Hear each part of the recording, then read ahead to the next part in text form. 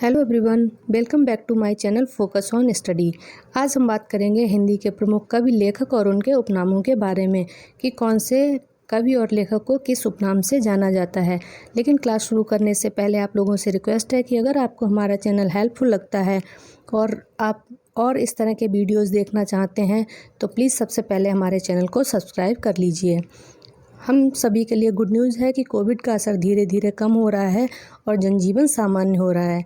हमारे एग्ज़ाम्स जो कोविड की वजह से पोस्टपोन कर दिए थे उनकी डेट आनी शुरू हो गई है और जहां तक उम्मीद है दिसंबर तक सारे एग्ज़ाम्स करा लिए जाएंगे। हम लोगों के पास बहुत ज़्यादा टाइम नहीं है कि हम अपनी स्टडी को डिले करें, इसलिए ज़रूरत है कि स्टडी पर फोकस करें। इसके लिए जुड़े रहिए हमारे चैनल के साथ, फोकस ऑन स्टडी। तो आइए शुरू करते हैं आज की क्लास। आज का पहला क्वेश्चन है कि आदि कवि के नाम से किसे जाना जाता है। आदि कवि के नाम से जाना जाता है वाल्मीकि को। नेक्स्ट क्वेश्चन है अपभ्रंश का वाल्मीकि किसे कहा गया है। अपभ्रंश के वाल्मीकि के नाम से जाना जाता है स्वयंभू को। यह पूछ लिया जाए कि स्वयंभू को किस उपनाम से जाना जाता है, आंसर होगा अपभ्रंश का वाल्मीकि। नेक्स्ट क्वेश्चन देखते हैं अभिनव जयदेव के नाम से किसे जाना जाता है। विद्यापति को अभिनव जयदेव के नाम से जाना जाता है।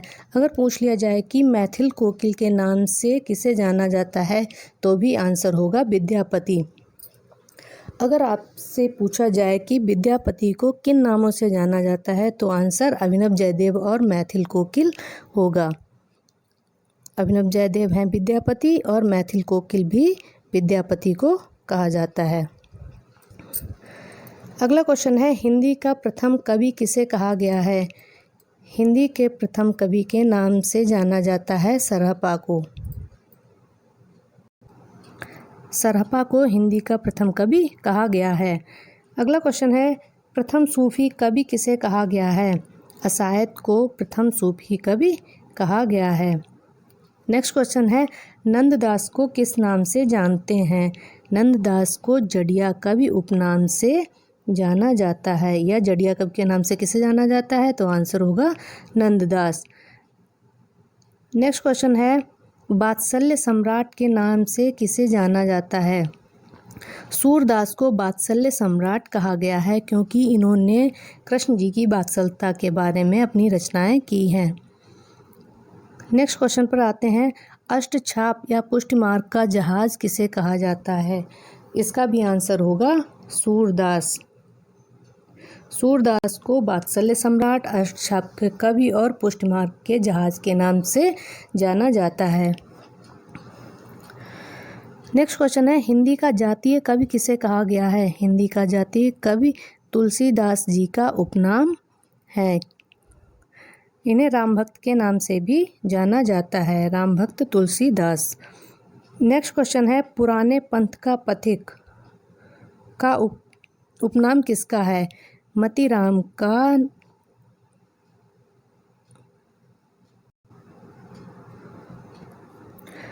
पुराने पंथ का पथिक मतीराम का उपनाम है। या मतीराम को पुराने पंथ का पथिक कहा जाता है। प्रेम की पीर का कवि किसे कहा गया है।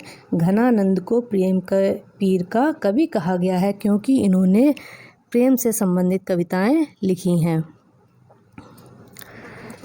अगला क्वेश्चन है हिंदी नवजागरण का अग्रदूत किसे कहा जाता है। या हिंदी साहित्य में आधुनिकता के जन्मदाता कौन है।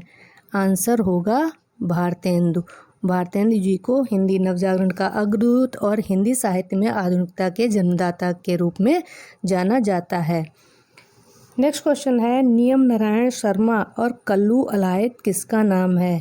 आंसर है महावीर प्रसाद द्विवेदी। महावीर प्रसाद द्विवेदी को नियम नारायण शर्मा और कल्लू अलायत के उपनाम से जाना जाता है। अगले क्वेश्चन पर आते हैं कवि सम्राट किसे कहा गया है। आंसर है अयोध्या सिंह उपाध्याय को कवि सम्राट के उपनाम से जाना जाता है। कवि सम्राट अयोध्या सिंह उपाध्याय। और अगर पूछ लिया जाए कि राष्ट्र कवि किसे कहा गया है तो मैथिली शरण गुप्त को राष्ट्र कवि के नाम से जाना जाता है।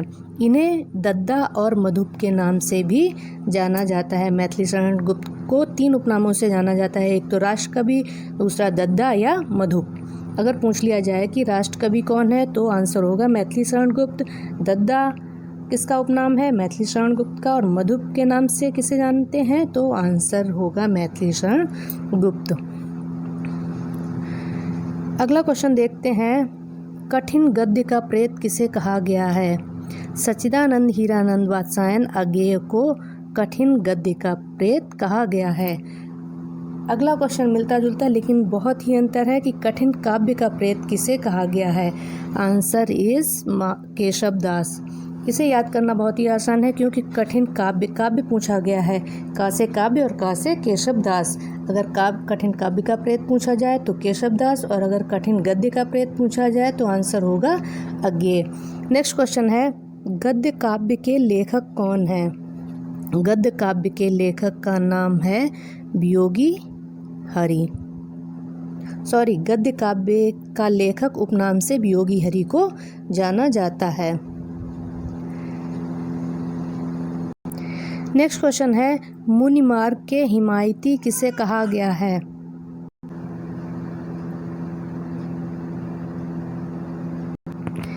नेक्स्ट क्वेश्चन देखते हैं, मुनि मार्ग के हिमायती किसे कहा गया है?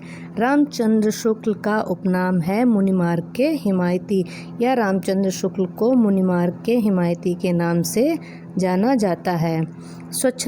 स्वच्छंदतावादी आलोचक किसे कहा गया है? नंद दुलारे वाजपेयी को स्वच्छंदतावादी आलोचक के रूप में जाना जाता है। नेक्स्ट क्वेश्चन बहुत ही इम्पोर्टेंट है कि बुंदेलखंड का चंद्र बरदाई किसे कहा गया है? वृंदावनलाल वर्मा को बुंदेलखंड का चंद्र बरदाई कहा गया है। इनकी बहुत ही फेमस कविता झांसी की रानी, बुंदेले हर बोलों के मुँह हमने सुनी कहानी थी, खूब लड़ी मर्दानी वो तो झांसी वाली रानी थी। हर बच्चे की जुबान पे ये कविता होती थी बचपन में। चलिए तो देखते हैं कि बुंदेलखंड का चंद्र बरदाई का उपनाम किसका है? वृंदावनलाल वर्मा को बुंदेलखंड का चंद्र बरदाई कहा जाता है। नेक्स्ट क्वेश्चन है कि हिंदुस्तान की तूती किसे कहा गया है, या तोताए हिंद के नाम से किसे जाना जाता है? करेक्ट आंसर इज अमीर खुसरो।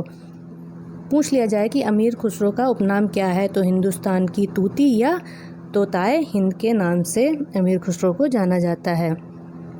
नेक्स्ट क्वेश्चन है, जवादानी का दावा रखने वाला किसे कहा गया है?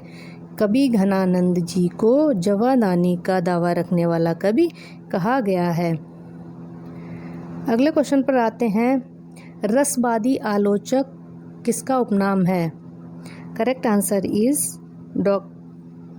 डॉक्टर नगेंद्र को रसवादी आलोचक के नाम से जाना जाता है।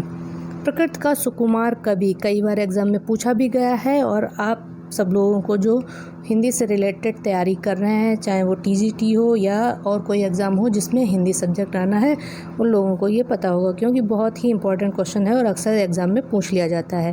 प्रकृति का सुकुमार कवि कहा गया है सुमित्रानंदन पंत जी को। अगला है, आधुनिक मीरा के नाम से किसे जाना जाता है?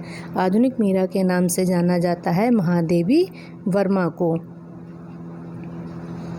अगला क्वेश्चन है, एक भारतीय आत्मा माखनलाल चतुर्वेदी।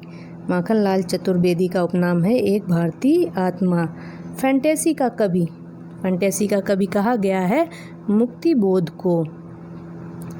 अगला क्वेश्चन है, कलम का सिपाही और कलम का मजदूर किसे कहा गया है? करेक्ट आंसर इज प्रेमचंद्र को कलम का सिपाही या कलम के मजदूर के नाम से जाना जाता है। यहाँ पे आप लोगों के लिए एक क्वेश्चन है कि नमक का दरोगा किसका उपनाम है, या नमक के दरोगा किसकी रचना है?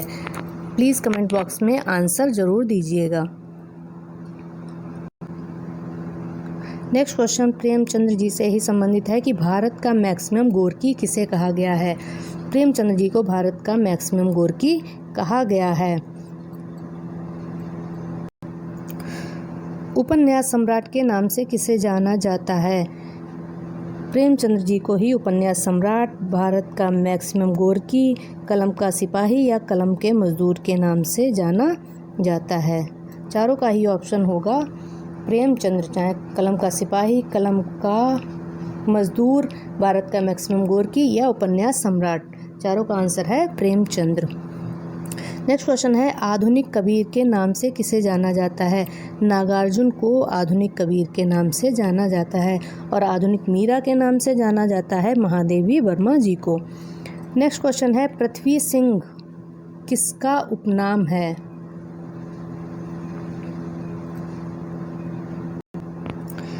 ये क्वेश्चन उल्टा दिया गया है। इसमें है कि रसनिधि के उपनाम से किसे जाना जाता है? रसनिधि उपनाम है पृथ्वी सिंह जी का। कवि हैं पृथ्वी सिंह, उनका उपनाम है रसनिधि। नेक्स्ट क्वेश्चन है, आधुनिक कविता के सुमेरु किसे कहा गया है? Correct answer is Jaishankar Prasad. Jaishankar Prasad ji को आधुनिक कविता के सुमेरु के नाम से जाना जाता है। अगला है, सूर्य कुमार सूरज कुमार किसे कहा जाता है? या सूर्य कुमार सूरज कुमार किसका उपनाम है? बहुत ही रिलेटेड है। सूर्य कुमार, सूरज कुमार या सूर्यकांत, याद करने की कोई ज़रूरत ही नहीं, ऐसे ही याद हो जाएगा। सूर्य कुमार सूरज कुमार नाम उपनाम है सूर्यकांत त्रिपाठी निराला जी का। अगला, हालाबादी कवि किसे कहा गया है? Correct answer is Harivansh Rai Bachchan. Harivansh Rai Bachchan ji को हालाबादी कवि कहा गया है। मधुशाला इनकी बहुत ही फेमस और मेरी फेवरेट पोएम है। तो ये थे 40 क्वेश्चन हिंदी से रिलेटेड, जिसमें दिया था कि लेखकों और कवियों को किस उपनाम से जाना जाता है। आज का वीडियो आपको कैसा लगा?